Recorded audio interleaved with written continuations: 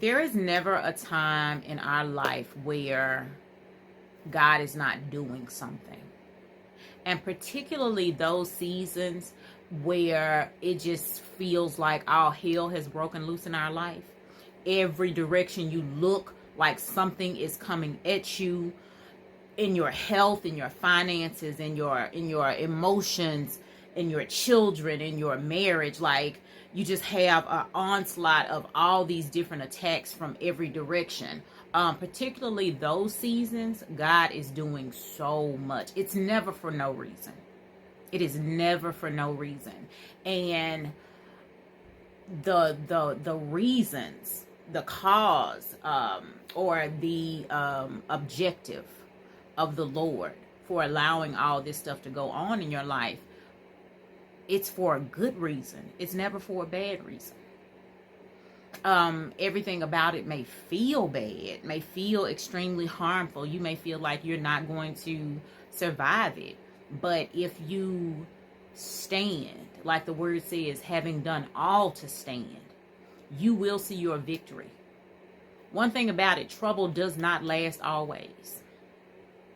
The only way trouble lasts always is if we running after it. If we're doing everything in our power and our choices and our will and our decisions to keep choosing whatever is going to lead to trouble.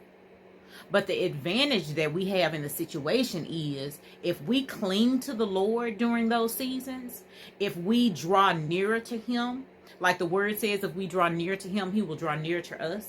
And it also says, and this is all in James, if any of you lacks wisdom, ask the Lord, who gives to all without reproach. If you going through hell and you just can't understand why, that is your signal. Take that to the Lord in prayer. Take everything to the Lord in prayer. I don't care how angry you are, how disappointed you are, how frustrated you are. If you can find it anywhere within your spirit to come to the Lord with it, instead of allowing all of that stuff to draw you away from the Lord, you will see victory in the end automatically. That is a guarantee. Whether sooner or later, you will see victory.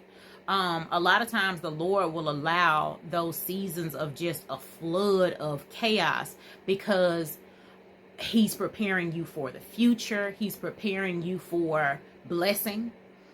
A lot of times it's because he is breaking a stronghold of independence off of you. He wants you to learn that as his child, we need to be dependent on him.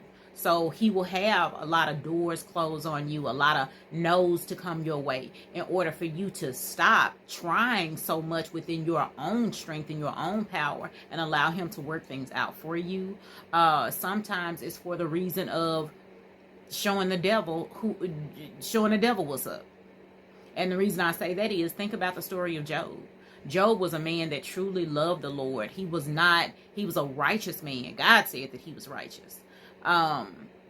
And yet and still there was a season in his life where the Lord allowed him to lose everything. His children, his wealth, his health. He lost everything but his wife. And bless her heart, she really couldn't be all that much supportive because she had lost everything too. Her children, her wealth, her husband's health.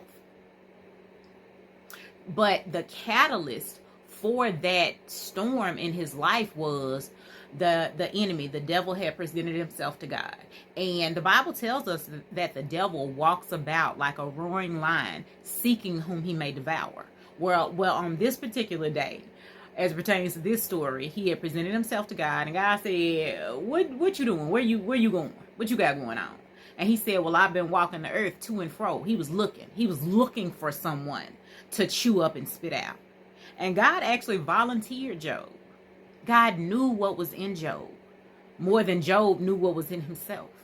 He knew the faith and assurance that Job had in God. And so he volunteered Job. He said, well, have you considered my servant Job? And the enemy said, well, the reason that Job loved you so much is because you done blessed him so much. Because he's rich, like you don't let no harm come his way. You don't never let me touch him. So God said, okay, you can go ahead. You can still kill and destroy in his life, but you cannot kill him. And long story not so short, when all was said and done, no matter how depressed, down and out, Job went through. He really did. But he stayed connected to the Lord. He did not let losing everything cause him to lose his faith and his relationship and his connection to the Most High God. He knew that everything that he had lost, it had came from God in the first place. It was God's to give, and it's God's to take away. But as long as I still have God for myself, I have more than enough. And after the fact, after that storm had passed, he restored double Job's wealth. He gave Job back. Job lost 7 children, and he got back 7 children. He blessed Job after that. Trouble don't last always. If you going through hell, take it to heaven. Take it to the throne room of the Most High God, because we have Jesus himself granted us that authority, that opportunity, that privilege to take everything to God in prayer, face to face. Lord God, I'm bringing this to you, cussing, fussing, falling out, having a fit, but I'm bringing it to you. When before Peter denied Jesus 3 times, and Jesus forewarned him, you're going to deny me 3 times, but I have prayed for you that your faith would not fail. Jesus is praying for us right now that our faith would not fail. Do not let hell coming into your life strip you of all of the advantage that you have in heaven, because even during those extremely difficult times, you still have the advantage. You still have God on your side, even when it doesn't feel like it. So that's my encouragement. Just, if everything is going wrong in your life, just know the Lord is still on your side. Take it to him. Wait out that storm in his presence and watch and see how he is going to bless you after. That's it.